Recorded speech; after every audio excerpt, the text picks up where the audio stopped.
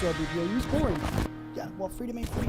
Freedom ain't free, that's right. Welcome back to The Truth Hurts, where we expose corrupt politicians and the lying corporate media. I'm Jake Duesenberg, your host. We're broadcasting live in Roseville, Minnesota, in the belly of the beast, the liberal zombie apocalypse of Minnesota, which maybe New Mexico is worse than us right now. We'll get into that story. We got a lot of stuff to talk about today. First of all, a great interview with Roach, activist, Patriot, who they were trying to charge him for disorderly conduct. We'll give you the story right from his mouth about what happened at his trial yesterday. And all he was doing was serving paperwork on a city councilwoman, basically a politician, right?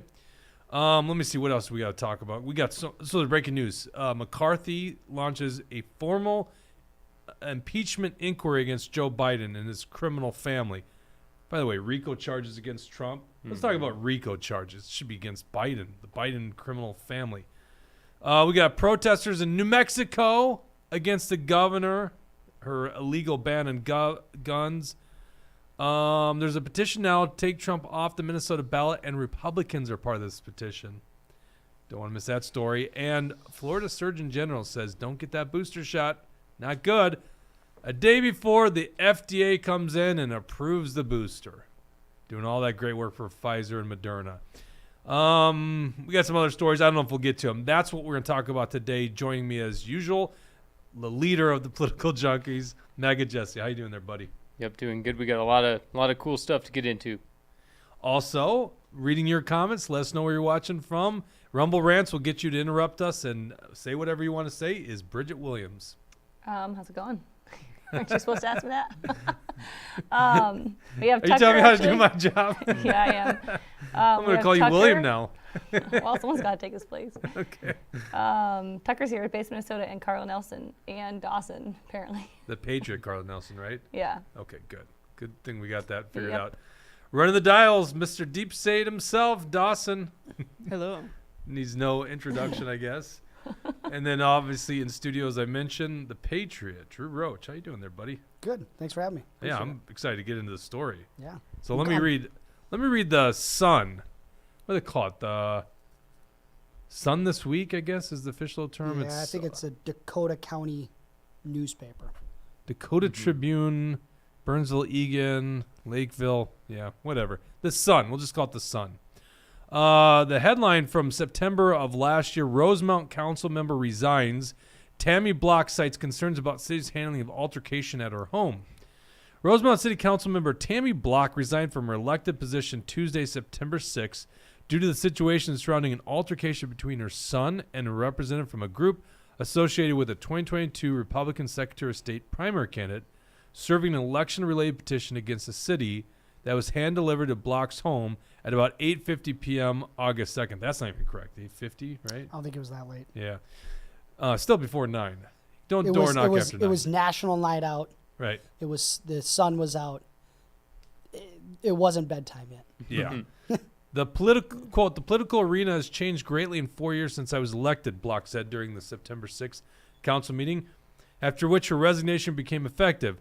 Quote, I never would have thought that a political extremist would show up in my home, not once, not twice, but 3 times, including at night, intimidating, threatening, and harassing me and my family. Wow. When the individual came a 3rd time, when we were all sleeping and was restrained by my son, the tide turned.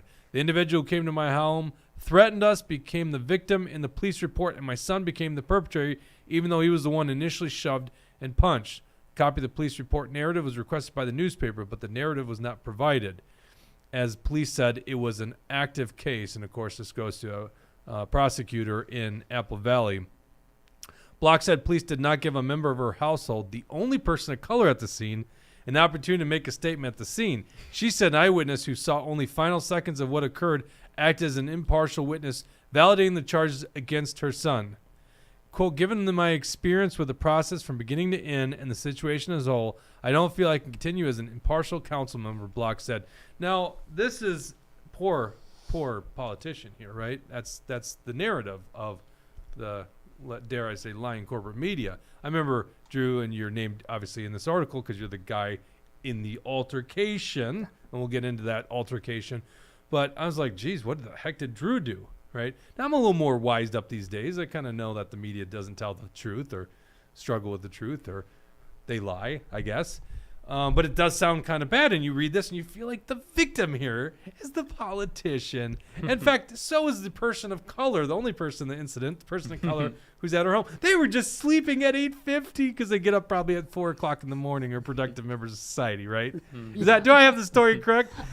Not even close. Not even close. Okay, well, let's hear it from the horse's mouth. Tell us what the heck happened. Why were you even at her house?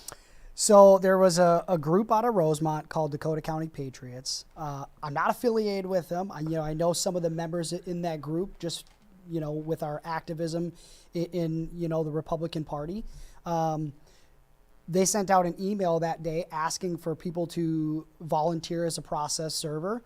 I'm a business owner, so I have some flexibility in my schedule, and I said, yeah, I'd be willing to help out. So we met, and they kind of trained us and talked us through the process and how to handle ourselves and conduct ourselves. And we went there. I went there at about 4 o'clock in the afternoon with another gal. I mean, she's my size, another 5-footer, very not intimidating. Okay. And so when we knocked on the door, we go there, we could clearly hear she was inside. We knocked. We weren't banging, we weren't aggressive. Again, no one answered. So we left, let bygones be bygones. We'll figure out, we'll serve them another time. Well, it was National Night Out that night, and we were in Rosemount. So we decided to just hang out at one of the National Night Outs, and we figured, you know what, the council members are supposed to be going around the city and reaching out to the individuals that were hosting those events throughout the city. So we're like, well, you know what, maybe we'll just hang out, barbecue with some neighbors, and see what happens. Maybe they'll show up. Well, they didn't, so that's fine. Before I left that evening to go home, my girlfriend and I and our 4 kids, we hopped in the vehicle and we, stopped by the councilwoman's house to serve the paperwork. Upon arrival, when we did that, the boyfriend answered the door in a very aggressive state. He's a big guy. Again, for people that don't know me, I'm not very tall. I say 5-footer jokingly. I literally am 5'2", maybe. I'm not intimidating. I'm not physically, aggressive or anything like that. This guy is much bigger than me, as most are. And again, he answers the door with extreme aggression, expletive. Son comes from downstairs while this is happening and matches boyfriend's energy or stepdad's energy. What age is the son here? In his 20s. Okay. I think the article says he's 20. It says he's 20. Yeah. Definitely a kid who, lacks emotional intelligence. Again, the boyfriend or stepdad set the tone of how the interaction was going to go on their end. Upon that interaction, he's like, who the F are you? And I'm like, listen, I'm just the guy here trying to serve paperwork to Tammy.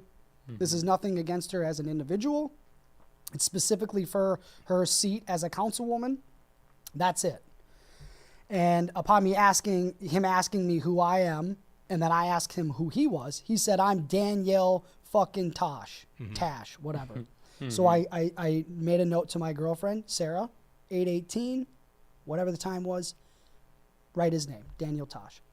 That upset him. That's what blew him over the top, because now at that point he realized, I have to take this paperwork. They are now serving the paperwork. He then got in front of us. Both him and the boyfriend got in front of us. They walked around us and physically, chest to chest, were preventing us from leaving the sidewalk from their front step. We're like, we want to go. We're going to leave. We don't want any issues. This is nothing personal. This is just a matter of fact. This is, she has nothing to worry about as an individual. We're just here trying to do our civic duty. We want no problems. He then assaults Sarah, Danielle Tash, by smacking the clipboard she had a clipboard, smacked it out of her hand. At that point, she was kind of taken back, and I said, Sarah, go to the car. Get to the truck. And at this point, he's still kind of blocking us from leaving. She gets away, and now I start backing up down the driveway, away from their house and away from down the street where we were parked, because I didn't want to bring myself towards my kids where he was following me and bring that towards them. So I walked across the street. He's bannering, he's yelling at me, blah, blah, blah, blah, blah. I'm going to this, I'm going to that. Well, at one point he says, I'm going to fucking kill you. Sorry for the language. No, that's okay. And then puts me in a chokehold, in a UFC child chokehold. Well, I'm tussling. I free myself, and I defend myself, and I punch him. In the meantime, now boyfriend, and he's a big guy, bigger than the son, he starts charging after me. So my head's on a swivel, and I'm just trying to get out of the line of fire. Neighbors come out, break it all up. Cops show up. I mean, it was a crazy scene. Had to been 8 squad cars there. Everyone shows up. The cops, interrogate and ask everybody questions. And at the end of it, I was considered the victim, because I was. Right. I was defending myself. I didn't go there. I'm a conceal and carry permit holder.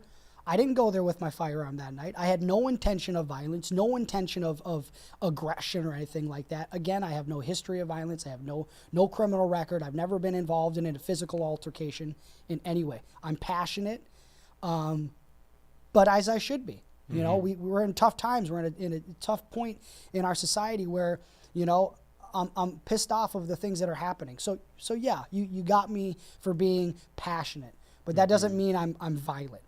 And so, anyways, the neighbors come out, break it all up. I leave the scene that night with Sarah and our kids, and we're the victims in this case. Well, I was just going to let it be. We swept it under rug. We moved on with our life. We didn't want to create extra drama. We just wanted to go about our day, our lives. Well, apparently Tammy had other ideas, because then she started reaching out to newspapers, I believe. I guess I don't have proof of that, but somebody reached out to the newspapers and got her story, which is complete falsehood. That article you read is nothing but lies and propaganda. Right. Yeah, one-sided too. On this. One-sided. Did they even bother to reach out to you? The article of that, the writer of that article is Tad Johnson. He never called me, never asked me any questions about the case, never got my side of the story, only took the side of the councilwoman. It's a one-sided, unfair propaganda story. And so I let it go. I actually met up with the mayor 3 days later in the city hall office. I have a 30-minute conversation recorded with him in his office where he profusely apologizes and said it was absolutely unacceptable the way I was treated, the way I was physically attacked, but also at the same time said he wasn't going to make a public statement about it because we were in a election year. He was running for re-election, and he didn't want to have the city liable for any potential lawsuits. I can respect that. I can understand that. So Tammy had to save face and go to the council meeting and spin the narrative to make it seem like her and her son and her boyfriend were the victims, in which case was complete lies and utter nonsense. What the city of Rosemount did is they ended up, they wanted to have their hands clean of it because there was a bias with the councilwoman. So what they did is they sent it off to the Apple Valley DA, district attorney, prosecutor. They ended up coming back and charging me with one count of disorderly conduct, which was disorderly conduct. I think the first one that I got was for quote unquote brawling. And then about 2 weeks later, I get another one in the mail for being loud and boisterous. And this doesn't come until like at least 30 days after. It was about 30 days after. Right. I got a citation in the mail right before we were leaving, like that Thursday or Friday before Labor Day weekend, and I got it in the mail. And I'm like, what is this? Like you're shocked. So I had to sit there and chew on that all weekend, up at the cabin, like, what's going on? Right. So then that happened. And so now the councilwoman goes to the council meeting and spins a narrative that she was the victim and that her son was the victim and that I was this extremist that showed up to the house, aggressive. If anything, you would think I'm sitting there, flying a Confederate flag, burning crosses in the front yard. That's the nature of that article is graphic to the point where that's what that's the imagery that comes to your mind, which is completely false. Yeah, and you have every right to serve papers, and it shows a level of arrogance for them to think that they have the right to deny it, because you're not doing anything personally. Like you said, it was just in their official public role. And yeah, go ahead. Correct. And the frustrating part about that is in those articles that the Star Tribune wrote, the Pioneer Press wrote, and the Sun Times, all were pretty biased. None of them got my opinion. And it was just completely frustrating. In those articles, she spins one narrative of being scared for her life, and there was extremists knocking on the door and pounding on her door, and her family was scared and all this. In the meantime, she has correspondence with other council members. She knew what was coming. She knew that other council members had been served with no incident, not at all. She spun the narrative completely and tries to spin it. She spins the narrative, and then the media writes about it. This is from the Pioneer Press. A Rosemount City Councilmember has resigned after someone she called a political extremist came to her home repeatedly and ended up in an altercation with her son. You read 2 paragraphs later, same term, political extremist. They do this on purpose. You just keep bringing the same term over and over again, and then all of a sudden, that's who you are. Yeah. Right? They do some politics a lot. Do we have a... Yeah, we have a Rumble rant from K-Wall for Life, says $10, and he says, we'll be lurking and working. And then Carl Nelson has said, doesn't police report sum up the truth? Oh, yeah. So let's get into that. By the way, well, let me touch on K-Wall, I heard Mega Jesse delivered the shirt to your front door, but you weren't there, so you missed him. And one thing I just want to, I have video evidence of all of the interaction with the police that night, over 8 hours of footage that I have, because I filed the Freedom of Information Act for my defense. Again, that night I was a victim. I got the victim advocacy stuff and all that. How do you sit there and say that the police officers on scene that night that investigated, that they asked me, they asked Tammy, they asked Daniel, they asked Sarah, they asked the third-party neighbor, they asked the boyfriend, they all came to the same conclusion. Now, granted, in the police report, you're going to read that I was in an agitated state. Who wouldn't be? Yeah. Who wouldn't be? You were just put in a chokehold in front of your 4 kids. Yeah, 2-on-1. I wish I would have brought the audio of the 911 call where you can hear my kids screaming in the truck. They witnessed it. They saw it. They're victims too. Yeah. So the fact that she wants to play this game and this narrative that, she's a victim, all while at the same time, when she's talking to the police officers, admits to the police officers that the reason why she was avoiding the service and that she did not answer the door is because she was trying to get her bar license in another state, and that she was afraid that if she took this that she got this service, that it would slow down the process of her getting her bar license in another state. She openly admits that to the police officers, yet goes to the city council meeting, lies right to the council, which props to that article. I think it's the Star Tribune article. I'm not sure. One of them actually points out the fact that the police and the mayor and the city completely disagree with her narrative, which I appreciate that part of the article. But, she was able to do that and spin it, and the whole time she was avoiding it, and all she had to do, she's a probate lawyer.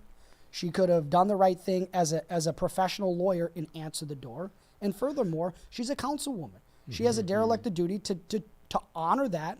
We as citizens, again, I had nothing to do single-handed or, personally with that lawsuit. I have nothing to do with Dakota County Patriots. I will now. I really appreciate their support. They've been nothing but great following that. They've supported me. They've been behind my back. I've got thousands of people that have just reached out, and I can't be more appreciative of that. I greatly am, from the bottom of my heart, thankful for everybody that's showed support and prayers to my family and all that, because it means a lot. But see, you're just getting wrapped up into this narrative against people that care about election integrity. That's the way I look at the story. And this is what they say here is and this is Pioneer Press again. The altercation at Block's home apparently involved a legal petition filed by Eric Van Mechelen, who was a Republican candidate for Secretary of State but lost in the August 9th primary. The petition filed along with Rosemount resident Bill Kiefer claimed the city did not properly inform the public about a new voting system being used in the primary. Van Mechelen declined an interview request. In an email, he said he had no issue with individual council members, but state rules required they be served with a copy of the petition. The Minnesota Supreme Court dismissed the August 9th case a week after it was filed. The justice said there was no new voting system, just a software update. By the way, that's a nice, interesting sleight of hand. It's like, well, what's the software update? And Like, from you can what- completely change a system with the software update. They act like it's just, minor T's and I's weren't crossed, so that's all Yeah. we're doing here. It's like, yeah, you could also completely change the software. 100%. And I think that was the point of again, I haven't gotten into the nitty gritty of the lawsuit ever. I have never read it. I have no idea. You just had one little part of it, Again- a group of patriots asking someone to do something. Of course, I want to do the right thing, and I felt like I was doing my civic duty, trying to fight the good fight the legal way in the court system, right? And so, what are you to do? I've got my 4 kids in the car.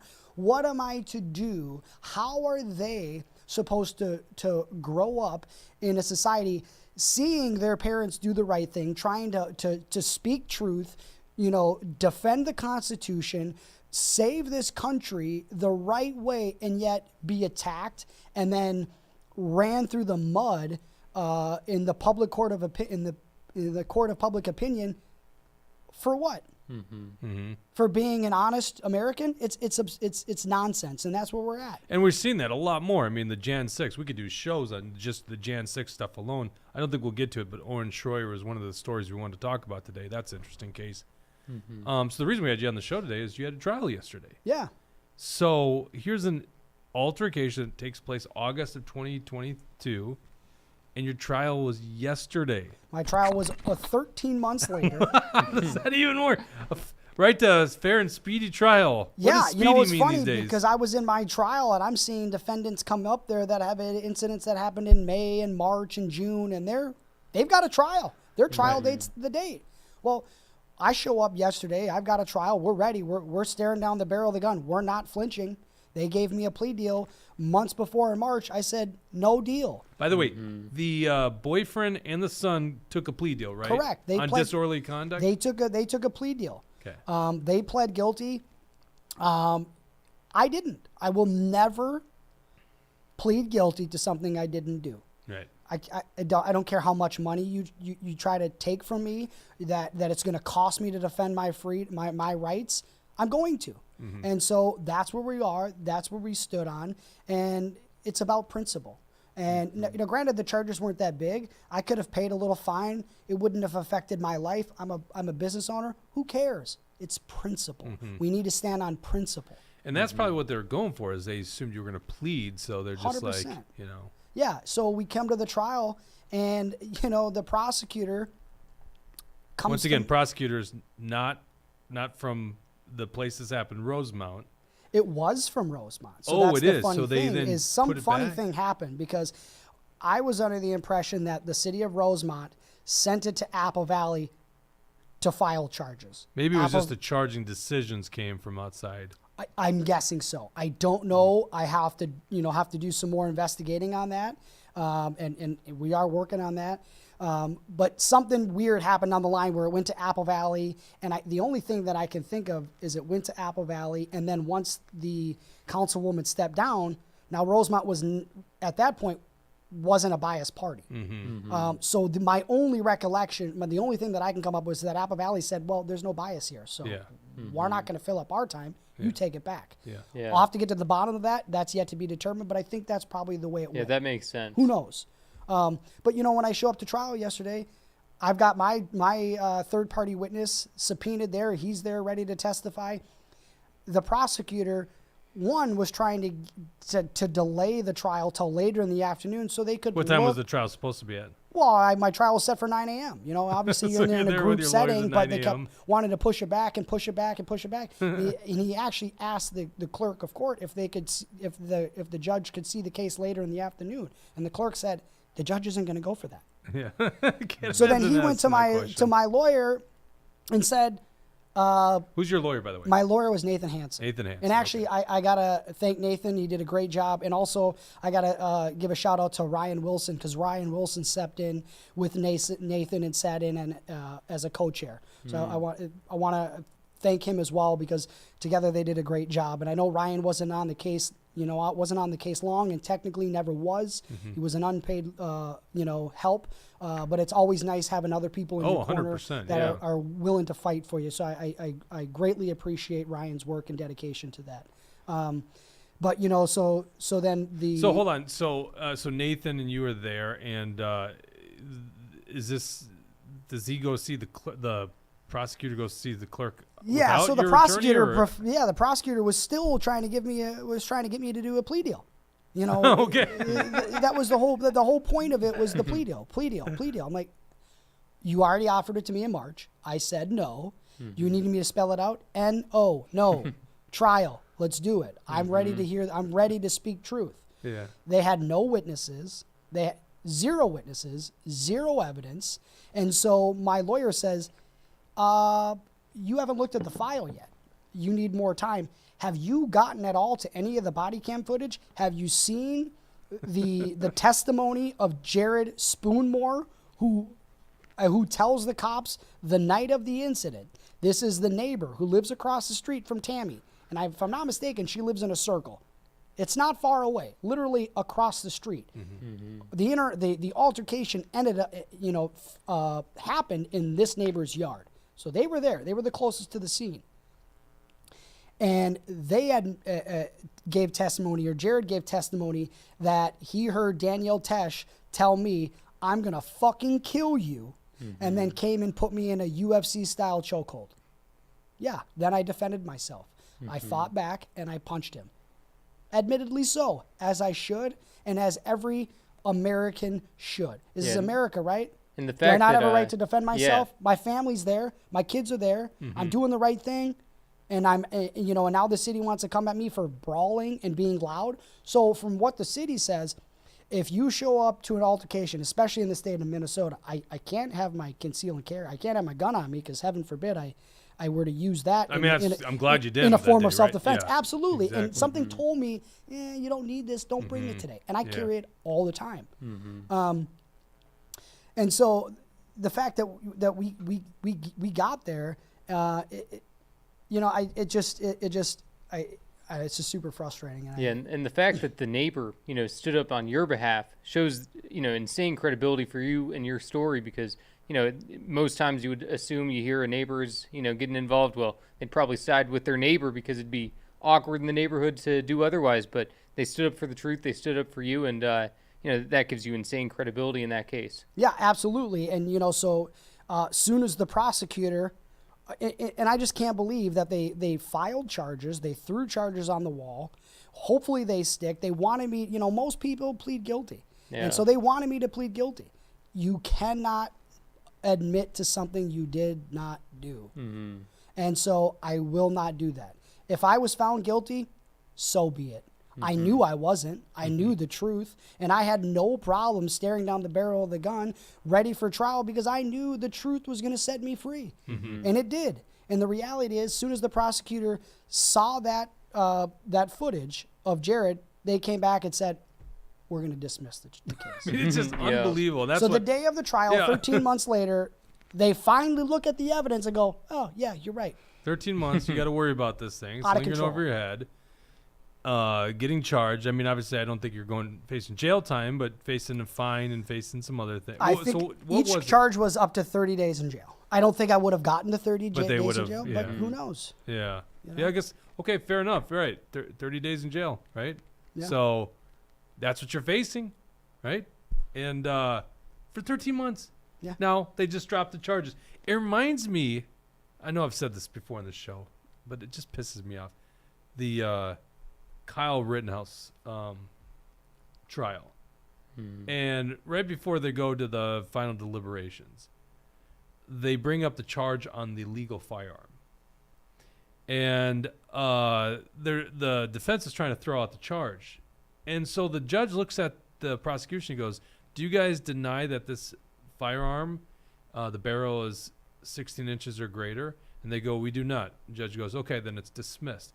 And I'm like, just like that, it's just dismissed. Like, how about falsely prosecuting someone for a charge they know is not accurate? Yeah. It's Yeah. like, what's the recourse when people do something like this, and especially when it's becoming so political these days? That's why I wanted to have you on the show, because you're a patriot, Yeah. and we're seeing this happen to so many people these Yeah. days, whether it's January 6th, or I don't know, if you're the president, the former president of the United States being prosecuted for a gazillion things, including free speech, basically. Yeah. It's like, what's the recourse for false prosecution? Yeah, I mean, for 13 months, I kept quiet. I let the process play out. My name was dragged through the mud, article after article after article. People in my local community taking that and running with it, throwing my business under the bus on social media, throwing me under the bus on social media, and I kept quiet. And I just let it play out. I knew the truth would come out. It always does. And I just had to have faith in Jesus and that the truth was going to come out, and it did, and I knew it would.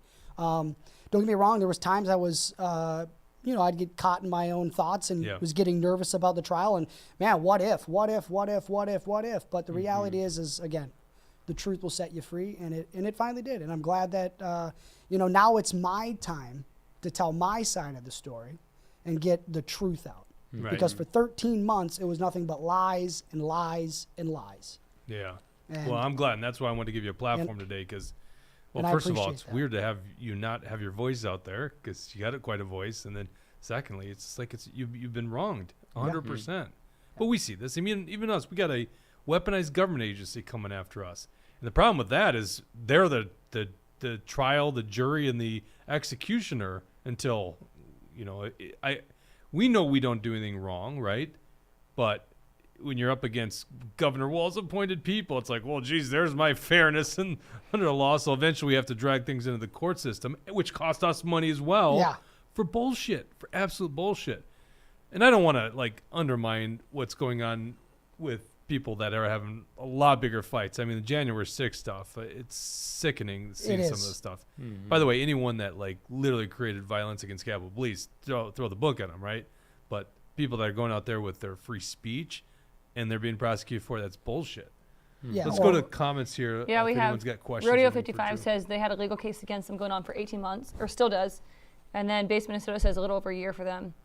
But we don't have any specific questions. But they personally have it, you're saying? Yeah. Oh, yeah. Base Minnesota says, good job standing your ground, Drew.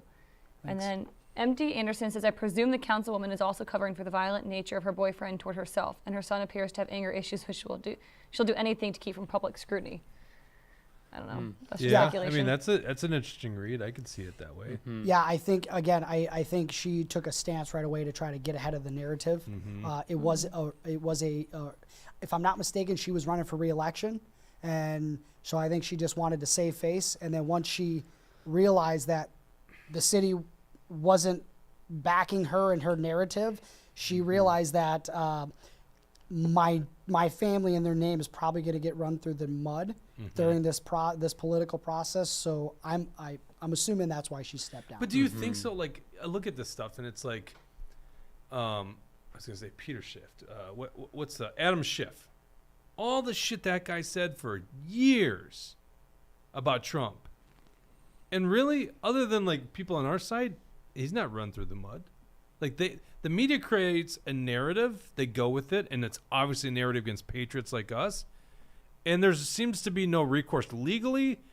Well, sometimes there's recourse legally. I guess Horseface did have to pay Donald Trump $160,000 or whatever it was. Mm-hmm. But generally, there's not recourse legally. But there's certainly not recourse in the public sector and the media, right? Yeah, we still don't have any recourse from the Twitter files, which is crazy. Yeah. I mean, I guess all you can do is just get your side out there and hope that people will be able to decipher between what's fake and what's real. You know, and that's all I can do. And you know what? If you're gonna have your own opinion, that's fine. I'm not gonna, get upset if you disagree with me. It is what it is. But like I said, it's nice to be able to finally tell my side without feeling like I'm gonna stir the pot or potentially cause problems for myself in my case. So my case is done, as it should have never happened, and Now we're going to tell the story. Now he's Yeah. back, baby. He's back. It is, and that's the thing is I was kind of, I'm the last election year was my first year as a delegate and first year being involved in the Republican side of the Uniparty, which I am adamantly trying to change the Republican Party in my local BPOU to be a conservative party with constitutional, a constitutional conservative platform. And so, having to kind of take a step back from that, again, just so I didn't have an image of what they were portraying on me, was frustrating because, I'm outspoken a little bit, and I think more strong-willed conservatives need to be outspoken. We need to have our voice heard, and we need to stand for what's right. And so I'm happy to be back in the. I'm not going to say fight, because again, that's they're going to try to twist that. It's for the defense. It's for the defending of what's wrong. Yeah, you Right? can't say fight anymore, right? You can't. Even So- though most of us know what the heck I'm we're not a talking fighter. about. I'm a defender. There you Yeah, go. I I like like that. that. Yeah. Actually, you know what? In the case of the Proud Boys, they started a group called the Proud Boys Self-Defense Group, and that's what they use is saying that this was an orchestrated attack on the Capitol. So maybe defense doesn't work either. Sure. Who knows what it is? We have a couple questions for Drew. MT Anderson says, was she ever served the papers? Yeah, that's so the paperwork didn't physically go in her hand. Per our training for that service, it just had to go to an adult or someone of adult age in the home. Yeah. Once we got a name and we knew who it was, Daniel Tesh, once he said his name, and then I looked and I said, Sarah, write it down, Daniel Tesh. That is what provoked him. Because then Sarah, maybe I didn't tell that part, then Sarah set it down on the step. Like, there you go.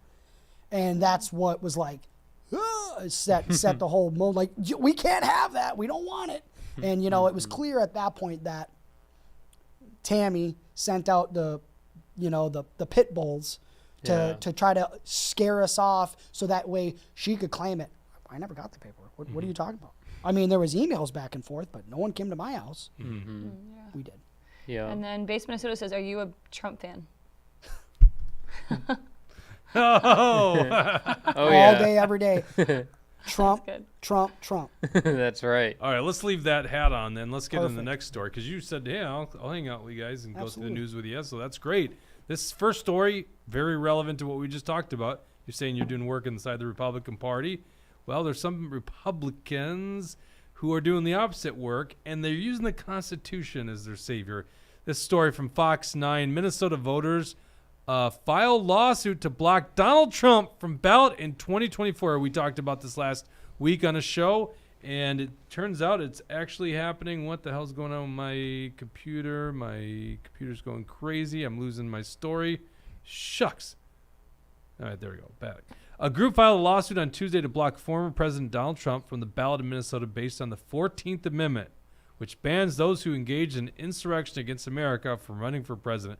By the way, such a crazy world. You don't need to be convicted of it. You just need to be somehow of it. involved with someone's opinion, and then that's enough to throw you off the ballot according to these people. We talked about this last week. Secretary of State Steve Simon said that he wasn't going to opine on it. It's basically going to leave it up to the courts. So a group is taking the issue to the courts. 8 Minnesota voters, Paul Anderson, a former GOP-appointed state Supreme Court justice. Now, just so you understand, when I first read this, there's a Paul Anderson, former state senator. There's a Paul Anderson who's a current state representative. It's neither one of those. It's a former GOP-appointed state Supreme Court, Paul Anderson, allegedly from the Republican side. Joan Grow, a former Democratic Secretary of State, and David Thule, an Iraq war veteran who ran his county GOP chapter, among others, are named as petitioners in a lawsuit that challenges Trump's name being on the 2024 primary and general election ballots in Minnesota. Secretary Simon is listed as the respondent. Of course, and this is how anything that's done in terms of ballot issues is you sue the Secretary of State, and then it's adjudicated in the court system.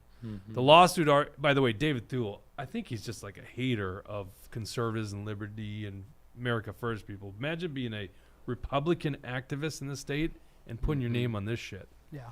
The lawsuit argues Trump is constitutionally ineligible to be president for any public office, citing the 14th Amendment to the U.S. Constitution, known as the Insurrectionist Disqualification Clause. The suit says the events of January 6, 2021 amounted to an insurrection or a rebellion, and Trump's effort to overthrow the results of a 2020 election from November 3, 2020 through January 6, 2021 constituted a rebellion. The lawsuit details ways Trump attempted to overturn the results of the election and urged his supporters to amass at the U.S. Capitol on January 6th. Here's the full lawsuit. It goes on. It's 84 pages. You can go read it yourself. Imagine if a court, I wish I could say unelected officials, but technically judges are elected in this state. I mean, I say that in quotations because they get appointed when someone retires, and then they run basically unopposed. And they're the one seat that actually puts incumbent on there too, which is just such a crazy system. But anyhow, imagine judges deciding who's on the ballot. You know, the Democrats who say we're all about democracy, they're essentially saying, hey, let's take this guy off a ballot so you don't get a voice. What do you think about that, guys? Yeah, no, it's crazy. And what's interesting, at least for the primary election, so the way that it works in Minnesota is it goes through the major parties, which, you know, who knows even if the GOP is still a major party based on all of the stuff that's been going on with David Hand not wanting to submit the Constitution to the Secretary of State. But regardless, the major parties are the ones that have the authority to determine who the candidates are. So, you know, first of all, the Secretary of State and these bad faith actors have no place to tell any party who they can or cannot have on the ballot for a primary. And for a general election, like you're saying, they're using the 14th Amendment in a BS way. They want to say that, you know, Trump tried to cause an insurrection. No, he didn't. You know, Trump was trying to save our country from stolen elections, which is the opposite of what they're trying to accuse of him. But, you know, so first of all, yeah, like you were saying, what kind of Republican would ever be trying to push this? It's obviously a rhino who is afraid of Trump becoming our nominee. And, you know, based on what we saw at the state fair doing our straw poll, Trump is in the lead big time in Minnesota for the GOP primary. So they want to limit the voice of the people. And a lot of these other people, the Democrats, the ones who claim to love democracy, are the ones who are trying to limit our democracy and allowing us to democratically choose who we want to be the president. So you look at both the primary, you look at the general election, this is the craziest unconstitutional BS thing that's ever happened in our country. But the Constitution's on their side, Jesse. It's the 14th Amendment, right? Yeah, so they claim. I mean, it was written after the Civil War, obviously in response to the Civil War. It's such a slippery slope, the fact that you can't even be convicted of this stuff, right? Yeah. K-Wall for Life has an opinion. She said, we must preserve democracy by preventing the democratic process. The duplicity of the modern Democrat Party is straight out of a George Orwell novel. Oh, no kidding. Yeah. Well, yeah, that, and, you know, of course, the Democrats are rigging their own primary, too, against RFK Jr., and, you know, there's all that kind of stuff out there, too, where the fact that Iowa and New Hampshire, they're not going to count those delegates for the DNC convention, and Joe Biden might not even be on the ballot in those two states, so there's all kinds of crazy things happening that just goes to show that the elections in our country are rigged, whether it's the primary, whether it's the general, you know, and it's rigged by the primaries because of the parties, and it's rigged in the general because of the machines. You know, I was thinking about that this morning as I was listening to the Owen Schroyer thing and some other January 6th stuff. What if you were convinced that the election was stolen, okay? What would you do about it? You do everything you can legally to fight it, and that's what Trump tried to do. You know, we tried to go through the legal route. We tried to, you know, and there's all kinds of things you can argue constitutionally what roles Mike Pence had that day, but, you know, there is no doubt that the members of Congress and the senators can deny and reject electoral votes. I'm not even saying so they were just trying to have an investigation. But you're going to their, like, I'm saying, what would you do? Like, if you're so convinced that the election was stolen, right? And so essentially it's illegitimate government that's taken over. What the hell do you do? Like, see, I'm here going, that election was sketchy, but I'm not convinced without a doubt. Like, if I saw, like, the cheating and it was widespread, I don't know how to answer the question, but it's like, it's an illegitimate government. Mm-hmm. Yeah. You know, I think most Americans, there's not much we can do. But one thing that we can do, stand behind Donald Trump. Yeah. That's it. Be faithful.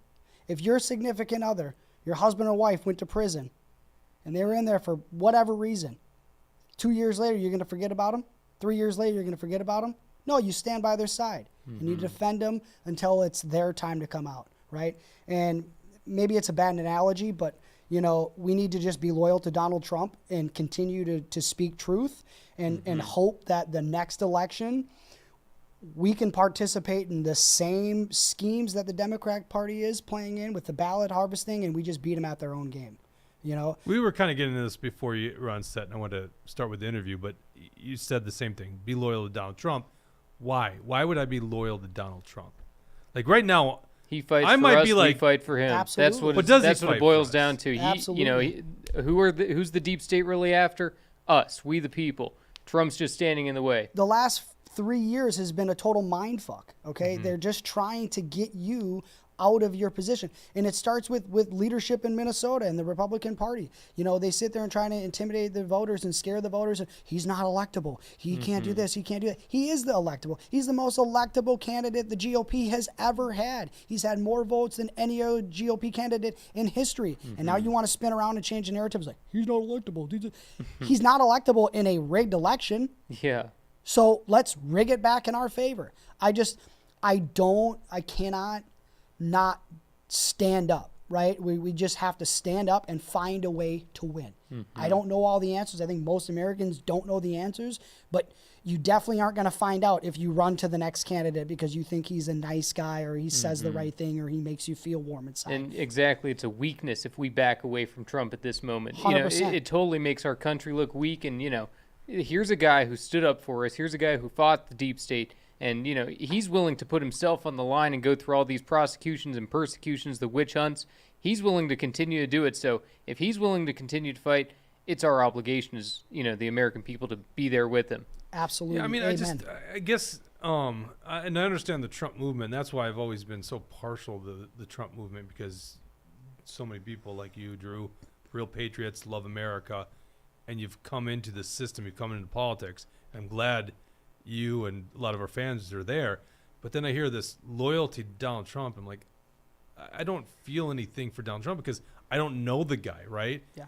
I'm loyal to a T with my family. I'm loyal to my friends, loyal to people in this room.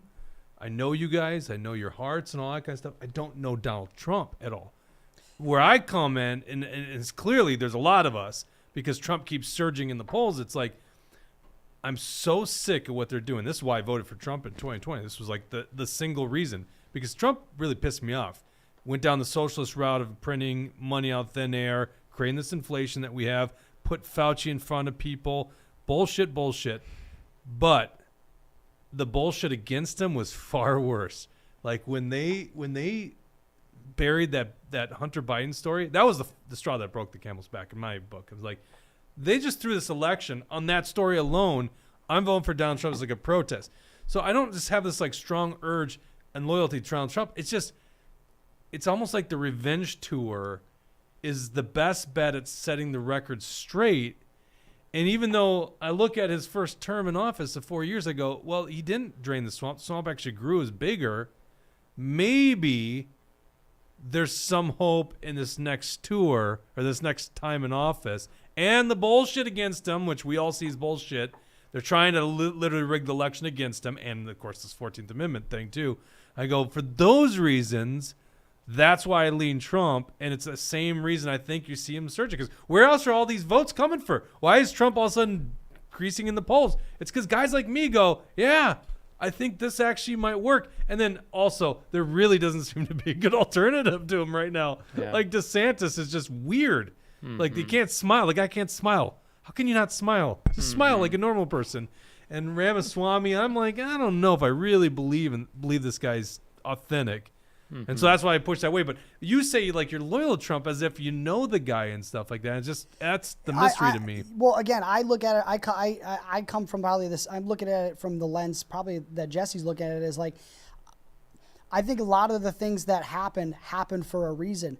Trump was highlighting those people. He was putting them in the spotlight. He was allowing you to make a free choice, have free will, see the truth, see the lies. You know, if he didn't put them in the spotlight, you wouldn't know what the truth was, right? So, yeah, Fauci was wrong, and maybe at some point he could have done something to handcuff him. But at the same time, during Trump's presidency, the vaccine was never mandated. You know, it wasn't anything like that. You had the option to do that, to get the vaccine if you wanted. Never mandated the mask at his rallies either. He let individual states Actually had rallies. He let held The rallies, Democrats yeah. didn't even have rallies because COVID spread. Yeah, he put the power to the governors to dictate their own states. A good conservative governor like Kristi Noem didn't shut down her state. Right.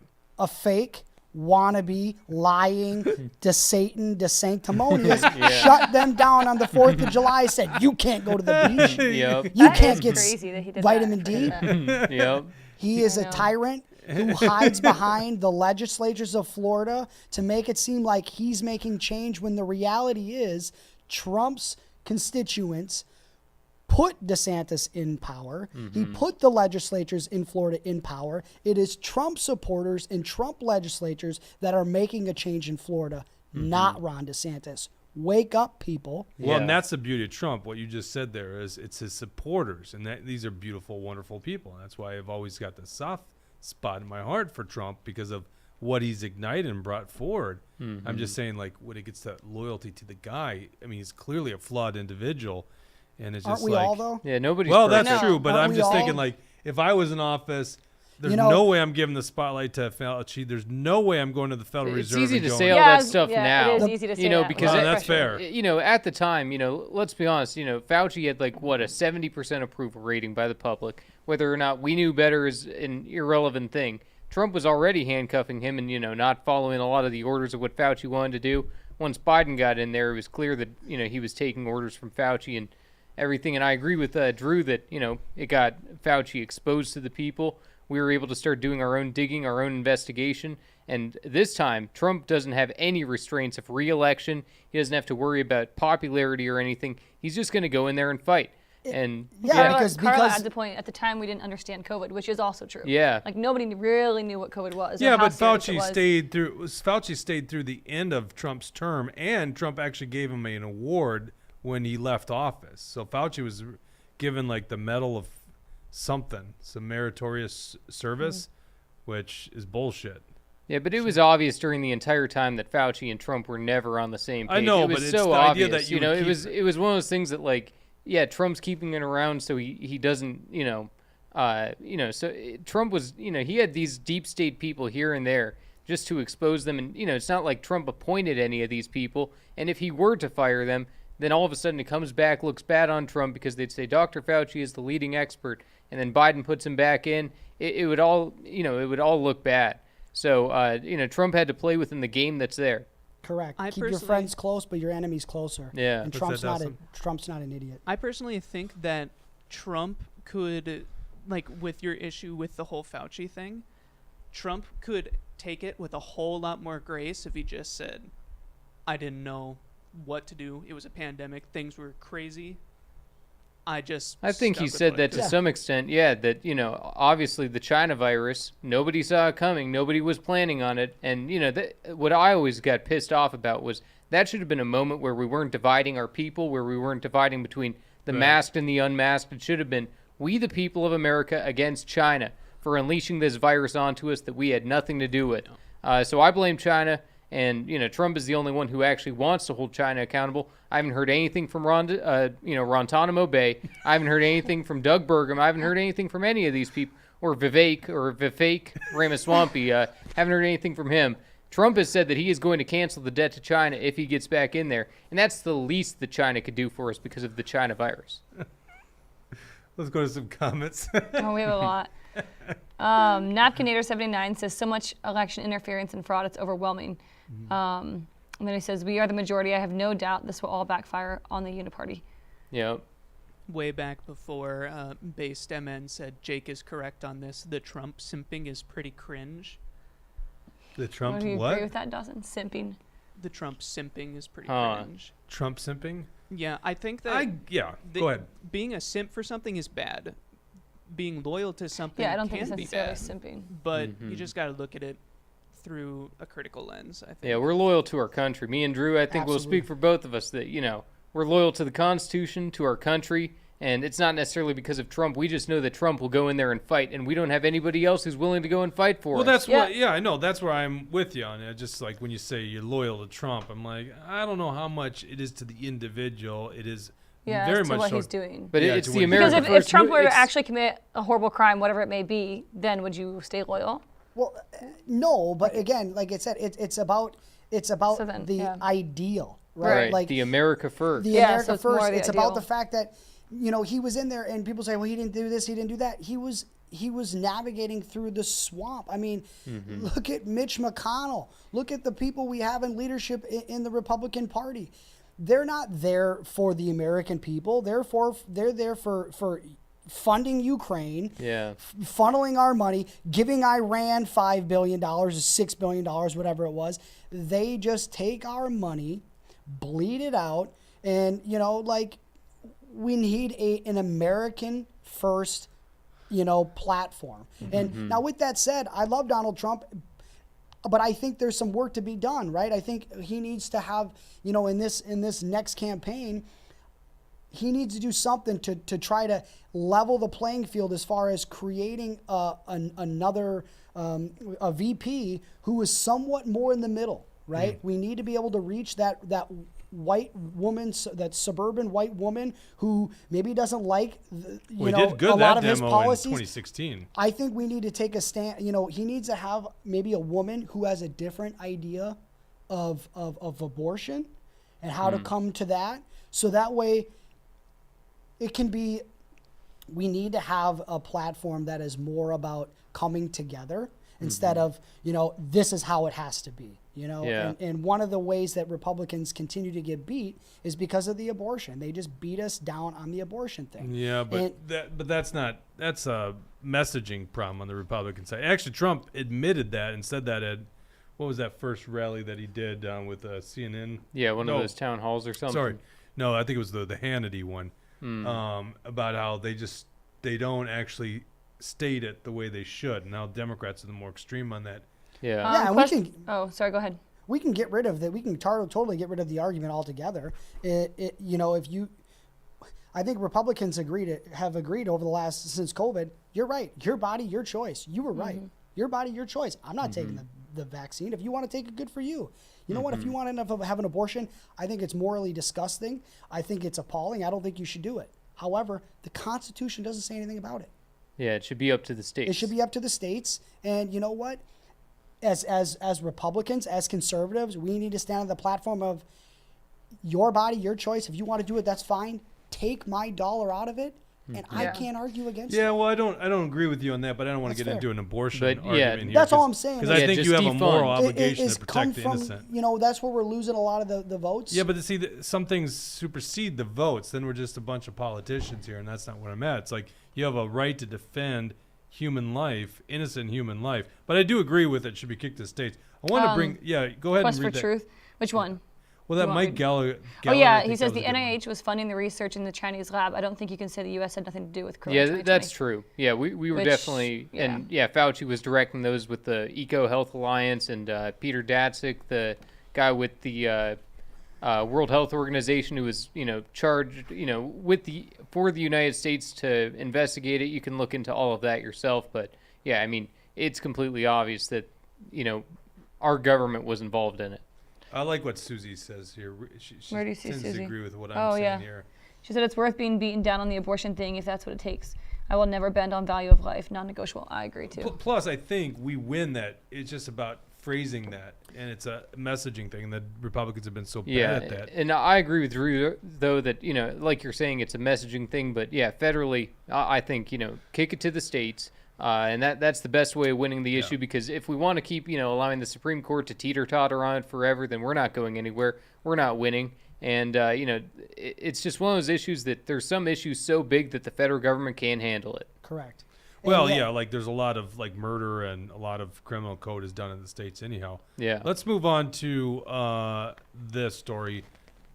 Kevin McCarthy, he was teasing that there's an impeachment inquiry coming up, which I think we used it as a what was the analogy we used? It's like a promise ring for an engagement to get married. So to get married is the actual impeachment vote. An engagement is an inquiry. And he was just saying, well, we might do an inquiry, which is like the stupid promise rings like Yeah, I think the 15-year-olds promise do, ring. right? It's the dumbest thing ever.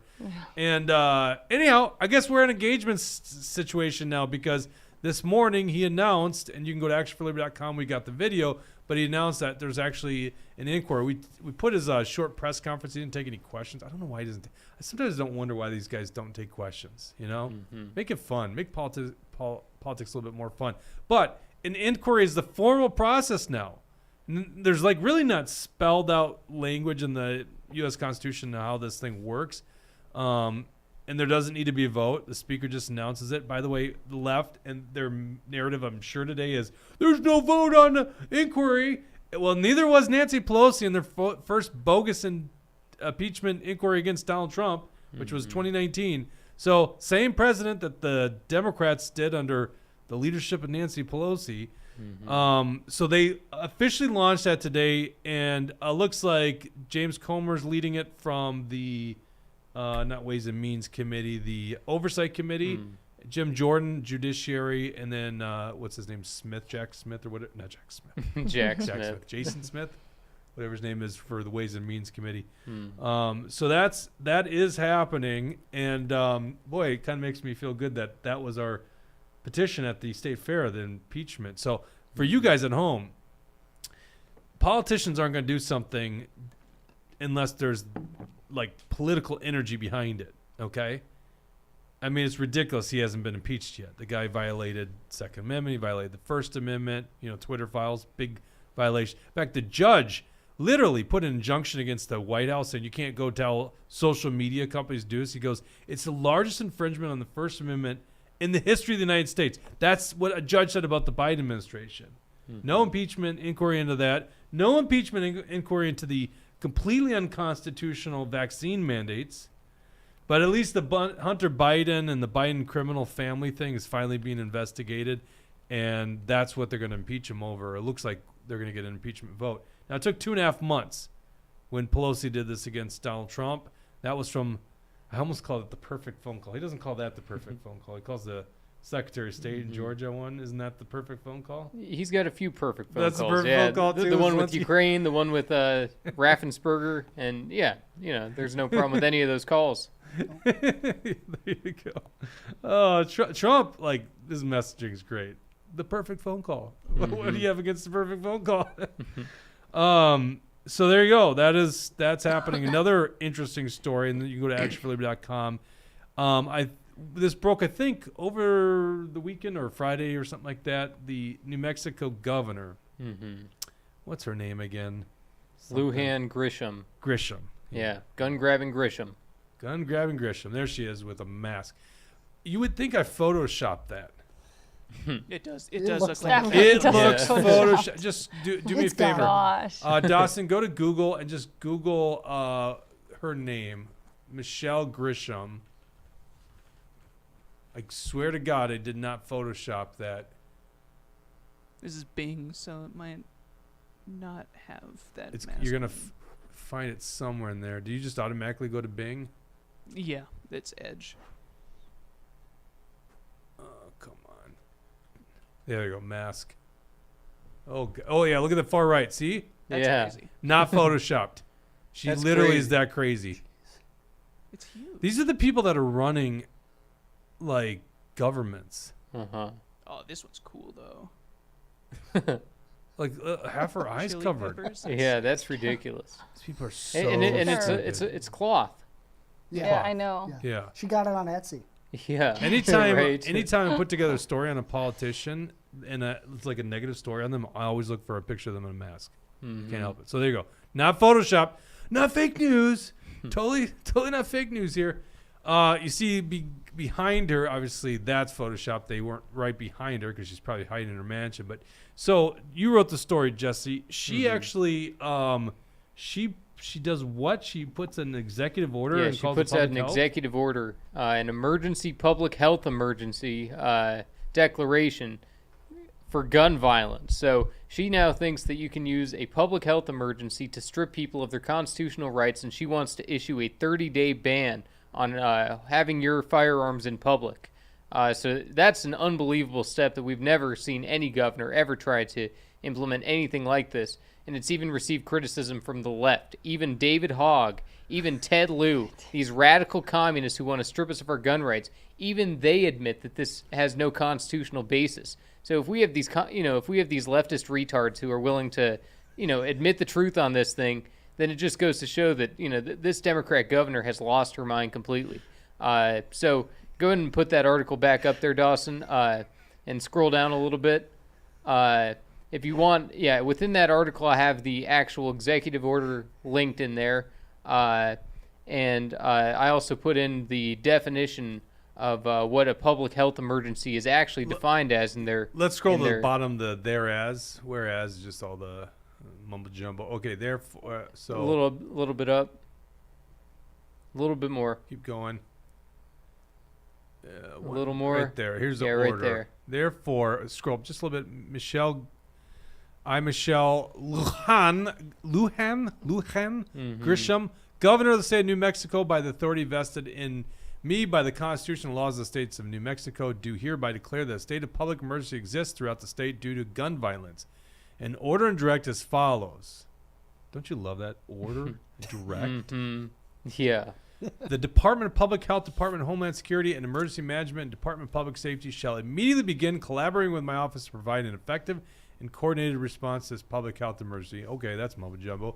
2, the Department of Finance Administration shall make available emergency financial resources in an amount not to exceed $750,000 due to the Department of Health, blah, blah, blah, blah. By the way, you can't just, it's a big thing all around the world, all around the country, that the money's appropriated by the Congress. So when you declare an emergency, now you can appropriate yourself. Go ahead and read that. Napkinator, $10 is how much money in rants to get some overtime out of this crew sometime. You want us to go beyond, and is that what he's saying, going on Not to sure. an You hour can and a just half? pay Get me some- and I'll bring a camera. We'll do Get some whatever. overtime What out is of he this saying? crew. Like a different show, overtime show, or just keep going? I don't know. I think we Maybe actually. he likes Drew. I don't know how we're going to end here. I like to go no more than an hour and a half. I don't know if we can get to it. So if you're saying you'll stick with us, oh yeah, we got an audience. All right, we'll keep going because you're right. And Drew, man, you're a freaking awesome guest. So, especially since we don't agree on everything. Sure. Yeah, I like it. All right, so bring that story, that order back up.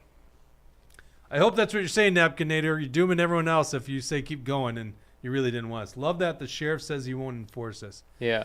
Okay, in accordance, so basically appropriating money without the legislature. All right, keep going. Number 3, all mayors, sheriffs, and members of governing bodies of municipalities or counties are encouraged to request, if necessary, an emergency proclamation and implementation of temporary additional restrictions to address the public health emergency pursuant to the Riot Control Act. And number 4, all political subdivisions of the state shall comply with and enforce all directives issued pursuant to this order. Where's the gun ban in this?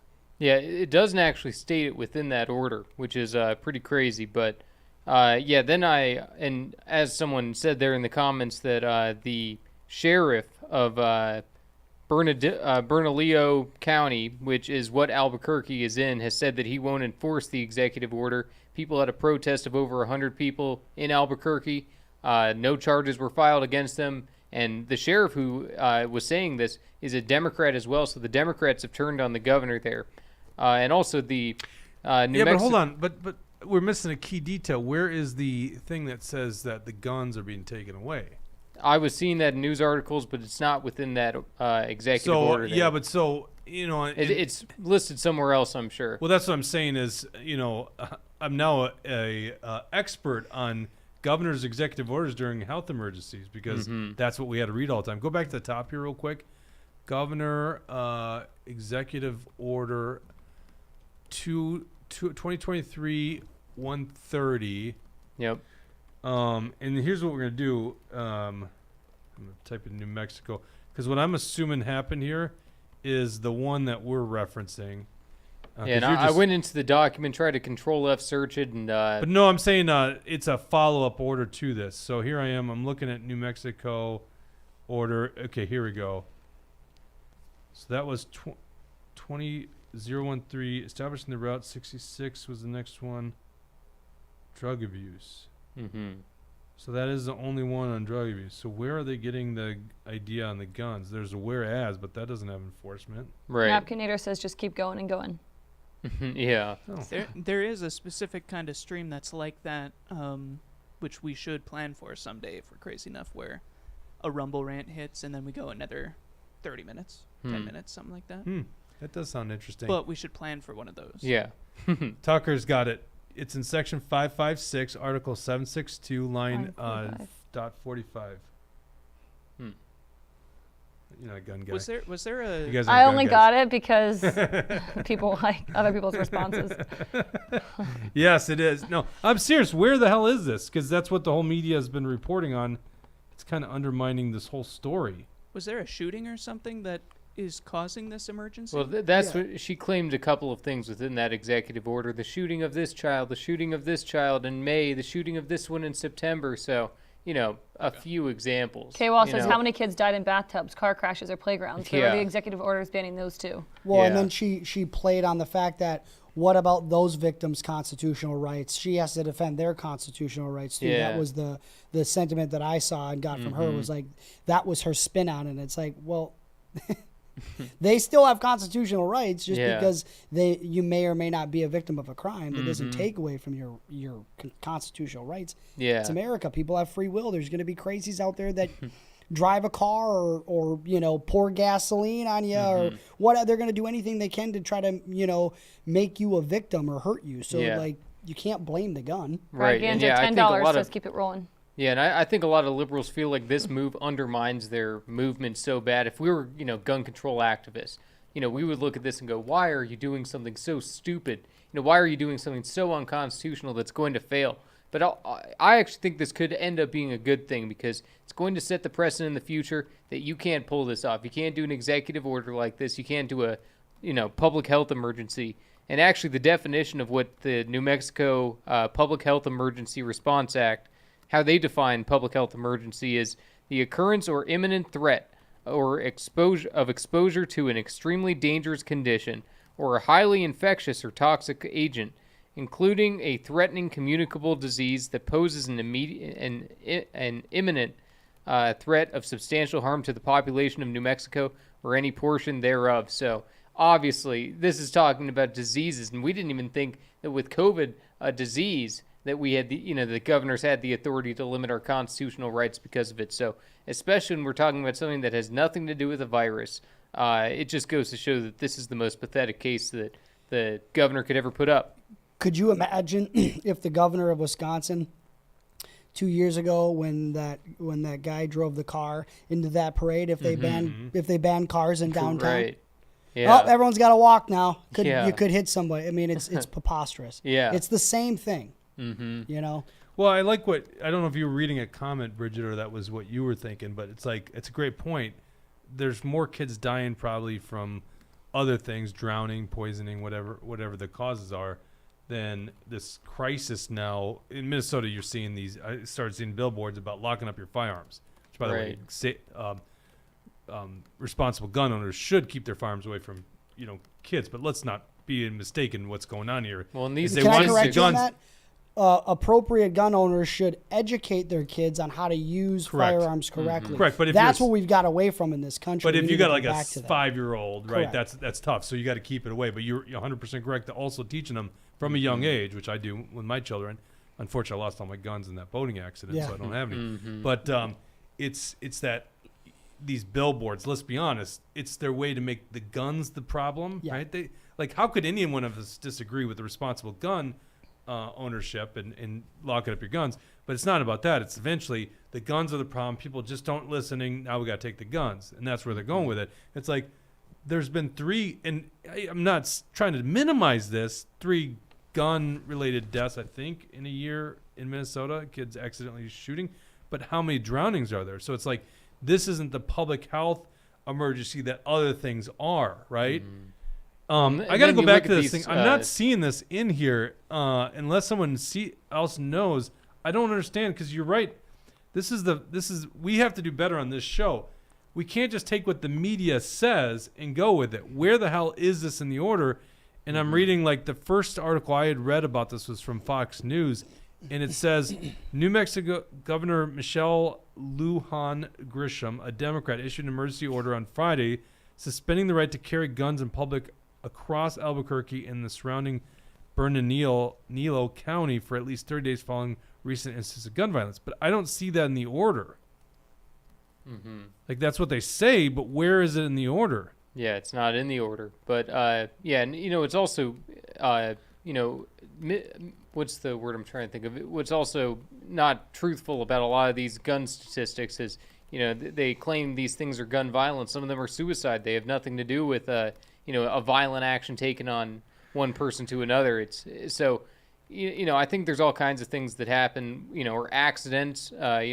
I don't know if they should be counting accidental shootings and things like that as a thing with crime. And we even see it here in Minnesota with the the DFL vice chair, the second vice chair, whoever it was, that she wanted to defund the police, and then all of a sudden when she gets carjacked and sees these illegal guns, then all of a sudden, oh, hold on a second, now we need the police, now we need to get these guns off the street and whatnot. But as was always the case, it's never the law-abiding people that are breaking these laws, it's the criminals, and the criminals will always break any new law. Tucker says child gun deaths need to be broken down by age groups. That age group highly suggests that the vast majority of child gun deaths are gang-related. Yeah, exactly. So Yeah, 15 but to 18 what I was referring to was the ones where kids, like really young kids. I think there was a recent 3-year-old that discharged a firearm and shot brother or sister. And then the other thing I'd go into that with kids being killed. People realize that the majority of the kids that are the gun violence that's out there is not kids being shot by adults, but it's kids that are in gangs in the inner city that at 13, 14, 15 years old, they're dying of gun violence because you play with fire and you get burned, right? Yeah. And so these kids grow up in a culture where they're carrying guns and they see their older brothers or their neighbors, and so it's not an act of like gun violence towards kids as if people are going and shooting groups of kids, but you got teenage kids that don't have any discipline, that are raised in an environment where they think that gun use is okay, and so of course they're going to be victims. Yeah. Yeah. I'm like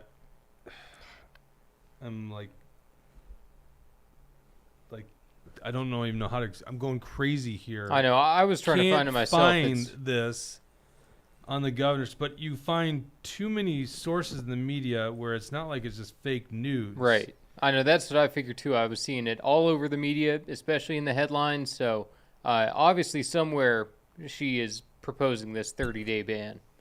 And, the fact that the sheriff, it's not just the media talking about this, it's the sheriff saying, I'm not going to follow this.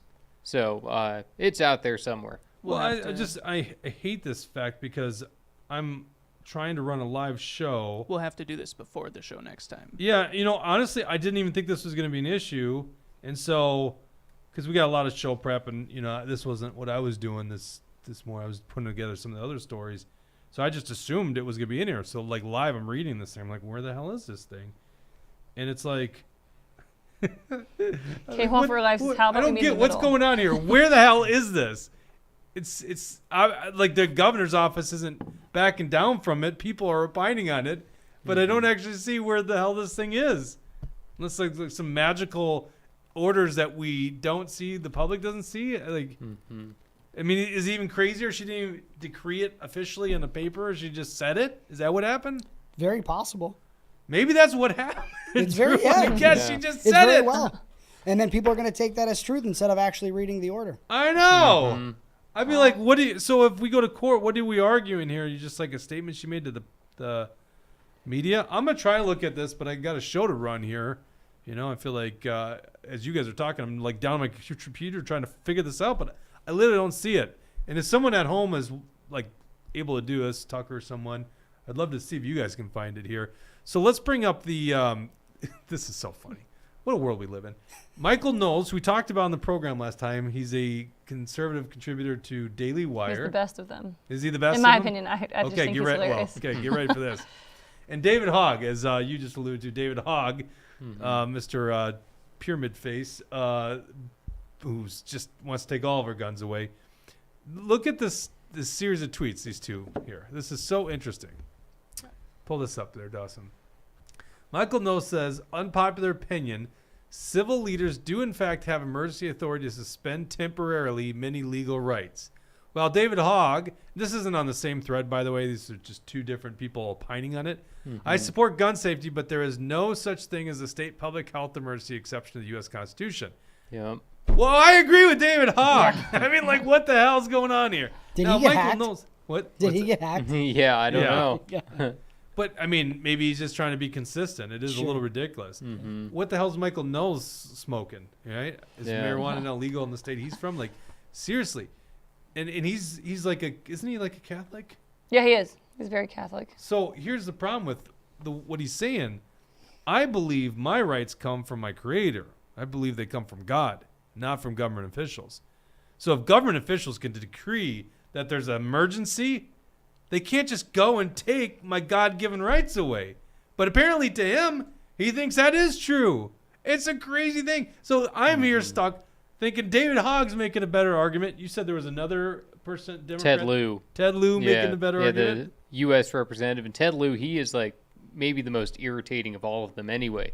You know, he's just the biggest fraud, the most of a phony. You know, he's good buddies with Adam Schiff. And, yeah, I mean, they're basically the same kind of politician. So when you have Ted Lieu and David Hogg speaking on a constitutional basis better than Michael Knowles and some of these other fake conservatives, then, you know, it just goes to show, you know, Knowles is what not kind of fake place we're at in our country. Well, okay, I'm not trying to be shitting on Michael Knowles, but how can you believe that, right?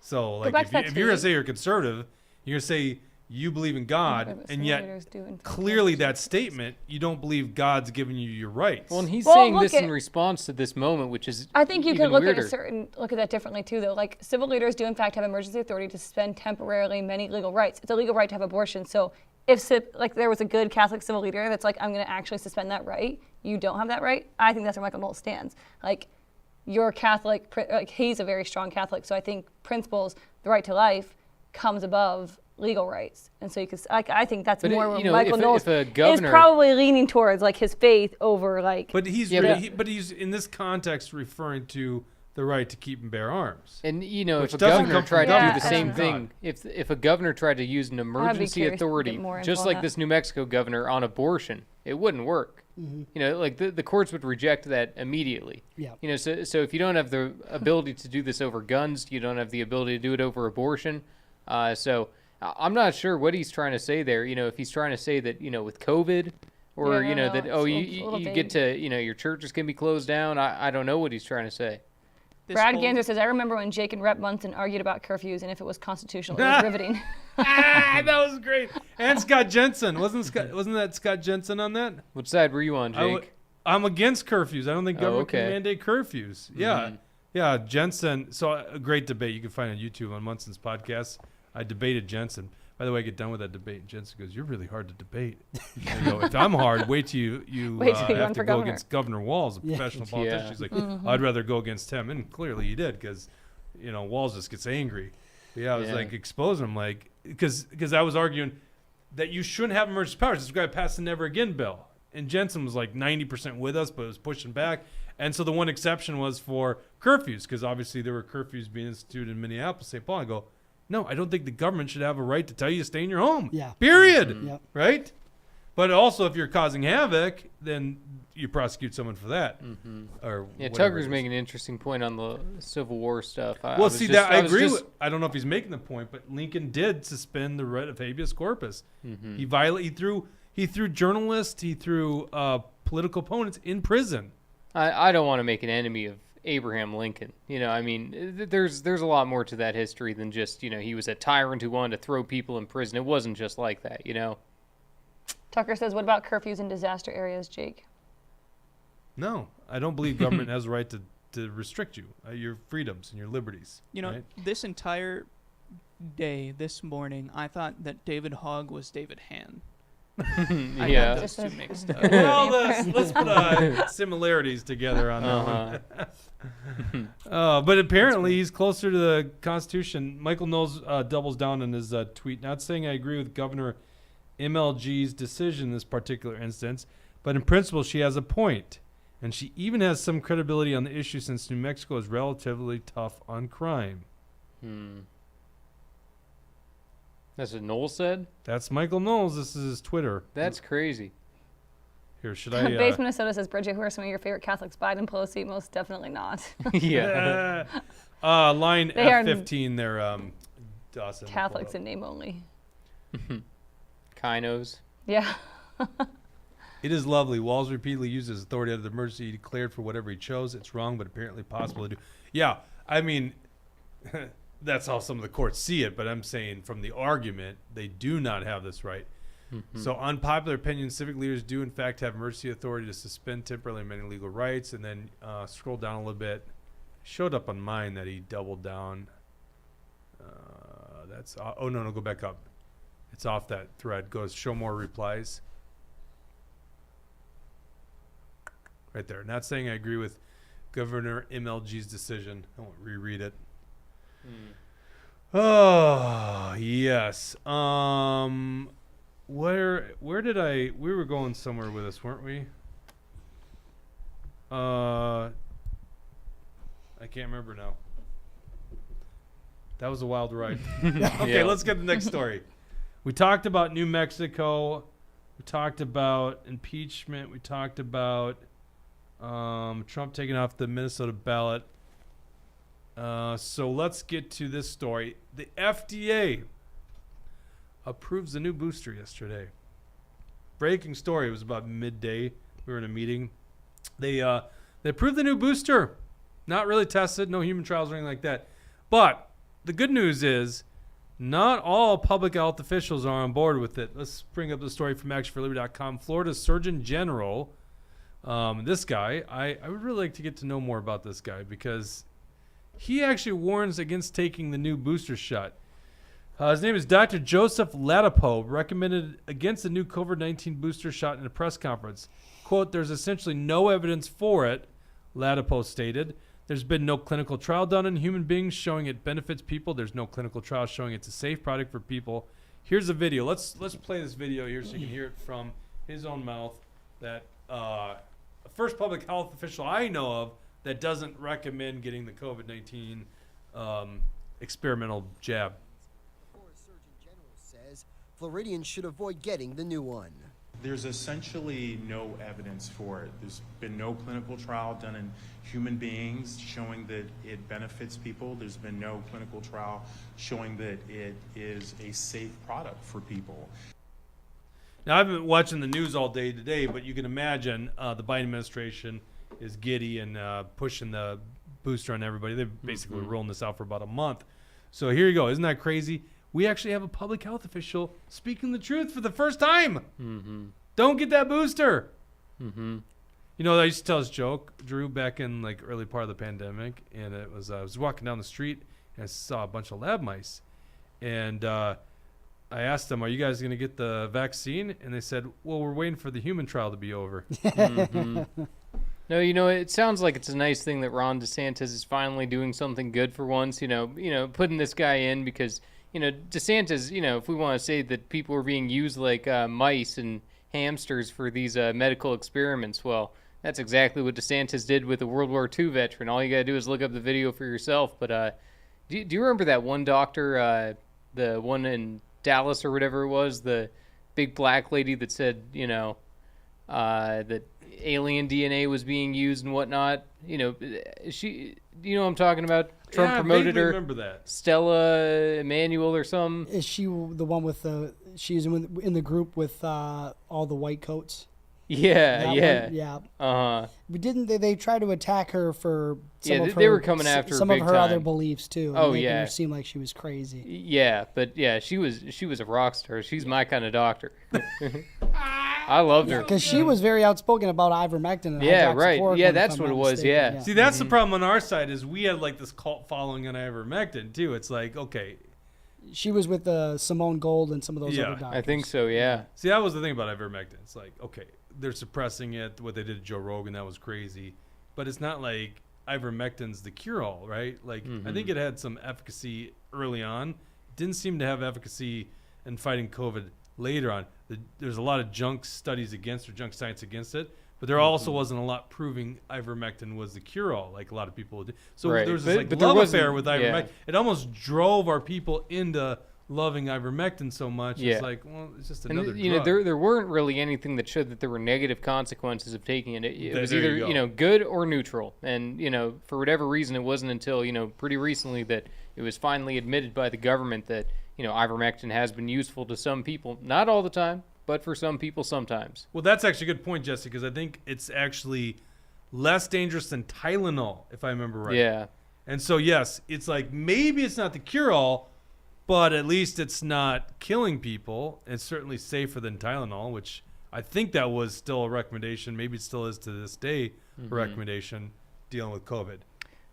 It's Lovely says Aaron Siri was in Minnesota yesterday. The Truth Hurts was being discussed by people in the crowd as a great resource for information for freedom-minded patriots. High compliment to your crew. Oh, well, thank you. Yeah, and I wish I could have been there on Sunday. Mark's like, we got a seat for you. I had family stuff that day, so it's unfortunate. But it was really good chatting with Aaron Siri. Like, I think we'll have him on the show again because that dude, he's one of us. He talks the right way. Yeah. So anything else? And then I think we will sign off. I don't want to get to this Owen Schroyer story. We'll probably talk about that again. Just making sure. Yeah, I think I covered everything Yeah, they'll else. probably charge Alex Jones by next show too. So Well, that's the interesting thing. So, okay, so let's just quickly, briefly pull this up. NBC News, Owen Schroyer, who does reporting for InfoWars. So I think, this is my opinion. You tell me what you think here, Jesse. Alex Jones is at the Capitol on January 6th. He's outside. He's got a bullhorn. And I feel like they were trying to pin this on Alex Jones. And it failed because there's too many videos showing Alex Jones telling people not to go in the Capitol. There's feds here. This Yeah. is not who we are. And so it was impossible with all the video evidence to actually pin it on Alex Jones. That's my feeling. That's okay? how I think it is too, and I think that they use Owen Schroyer as the scapegoat. And you're right that there's all the videos of Alex Jones, with the bullhorn telling people do not go inside. This is a setup hit job. That's exactly what they want us to do. The deep state is setting us up. And Alex Jones, he was the commander in that moment. Because you got to think about it as MAGA patriots. Who were they listening to since Trump wasn't at the Capitol building because Secret Service wouldn't let him? But that means that who's the next in command? Alex Jones. And at least that's how I see it. I see that if I was there, who would I have been listening to? Alex Jones. He would have been the commander. He would have been the one at the top, and he would have been the one to take marching orders from. And since Alex Jones is the one, informing the people of all that, they had to move it on to someone else, Owen Schroyer, who wasn't supposed to be at the Capitol anyway because of when he interrupted the Jerry Nadler committee.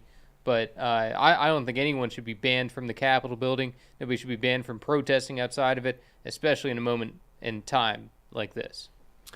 I think Jerry Nadler's bowels have interrupted more congressional hearings than. Yeah, right. He shat his pants in the press conference. Did you know that? No, I didn't. Yeah. Pull this up. Dawson, pull up. This is the third time we've done it on stream. Are you sure you want me to pull it up? It's so good. It's so good. Hey, he literally he rips one in the press conference and he shits his pants. Oh my. Yeah. Yeah. They keep going.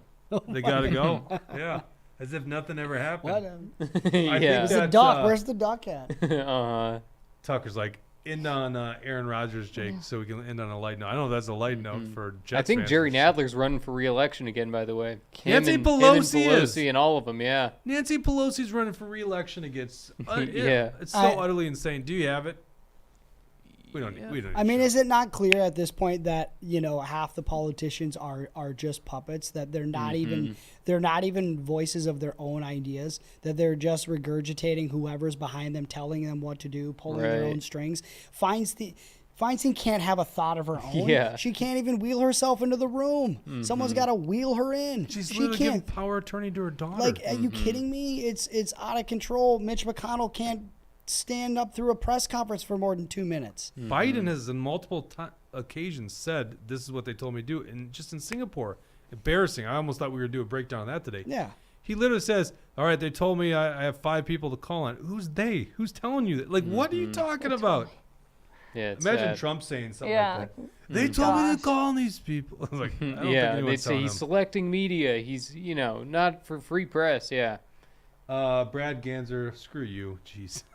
He knows I'm a Bears fan. Ugh, rough Chicago time. Bears. This is back to the Owen Schroyer story on NBC News. A host of the far-right media outlet InfoWars was sentenced Tuesday to 60 days in prison for his role in the January 6th attack on the U.S. Capitol. When I read far-right, what does that mean to you guys? What does that mean? Far-right. It means us. Yeah. Just Pretty like much. Like, I'm think not far normal right. conservatives. Clearly not far-right, right? That's Yeah. what I think of. Yeah, Like what just do you mean? I think of like American patriots. Yeah, and I America hear far first, right. right? Yeah. America Yeah. first for sure. Yeah, American Right. first. But people, like yeah. that's not far right. Yeah, Like it's clearly more middle ground, right? Yeah, somebody that wants to protect the Constitution, keep American money, keep Americans' money in people that America. love their country. You know, stop funding other country and their border security. You know, let's worry about our border security first. Yeah. Yeah. So isn't that fun? I asked but- you guys. You're the worst ones to ask But that the question. 'cause you definition see I through would, the bullshit. what I would actually think of far right, when, aside from the way they want to define it now, I would think of the Dick Cheneys, the George Bushes of the world, the ones that are willing to lie to our face, get us into war. Those are the scam artists that I consider to be far right, because if you're willing to use the power of the government to target your political enemies and to, go after we the people, and, we're on the cusp of, 9/11 just happened. The anniversary was just yesterday, and I always use that as a day to remind myself of how much the government lies to us. The whole thing is a scam, and they set us up to go to war. That's what I consider to be far right. I don't consider someone like Trump, who wants to make our country great again. That's not far right to me. Mike like- Geller says non-woke equals far right. It looks Yeah. like by definition, it's the extreme right wing of a political party or group. So extreme seems to be the key word. But what does that mean? Yeah. Yeah, you can't Right. look I at those know. definitions. I mean, all the terminology is all bullshit. Well, Like, so it's you can't look up definitions because everyone's got their own definition of it. well, because it's politically charged, right? So everybody does have their own definition. Correct. Of it. Yeah. Like That's for weird. instance, you could call me a liberal, a classical liberal, because the term liberal usually means pro-liberty. Like Yeah. Thomas Jefferson was a liberal.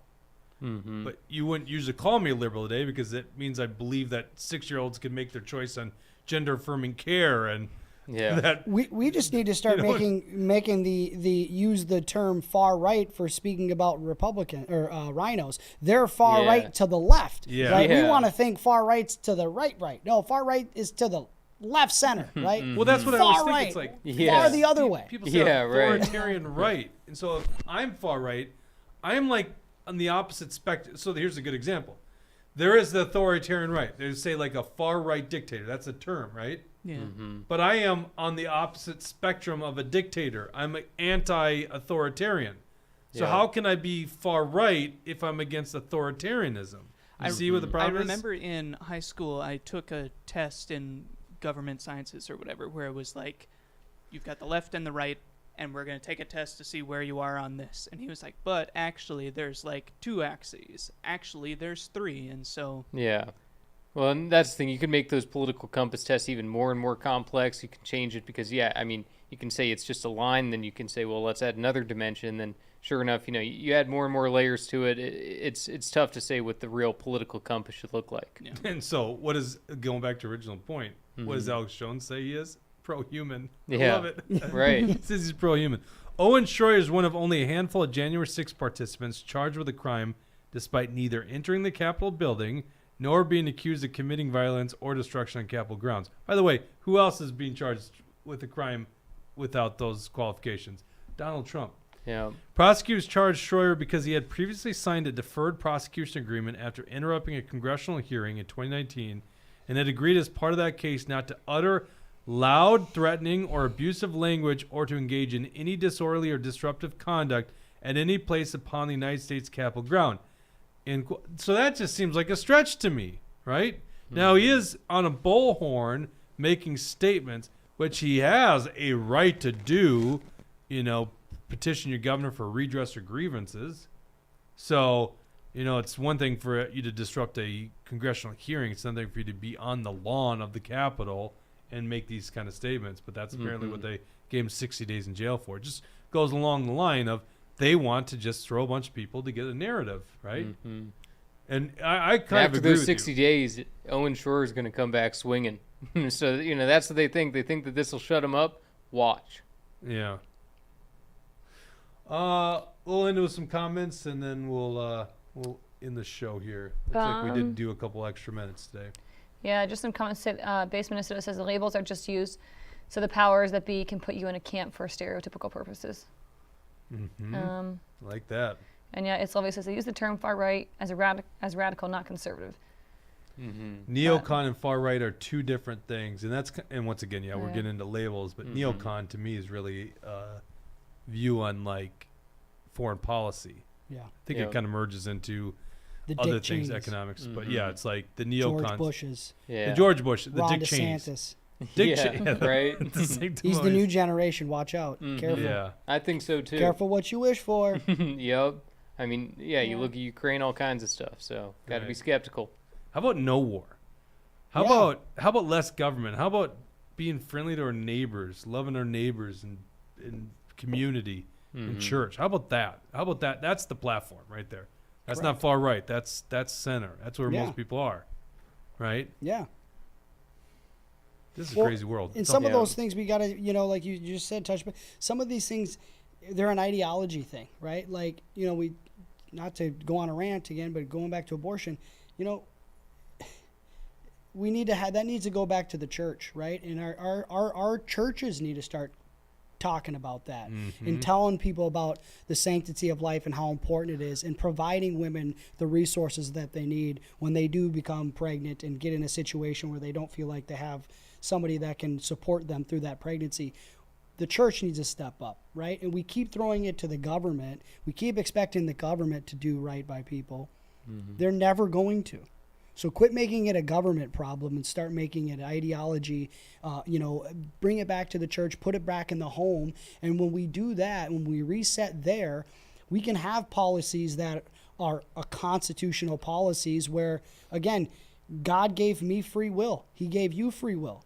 The Constitution doesn't say anything about it. So who are we then to put in legislatures that are going to force our beliefs on others? God gives us all free will.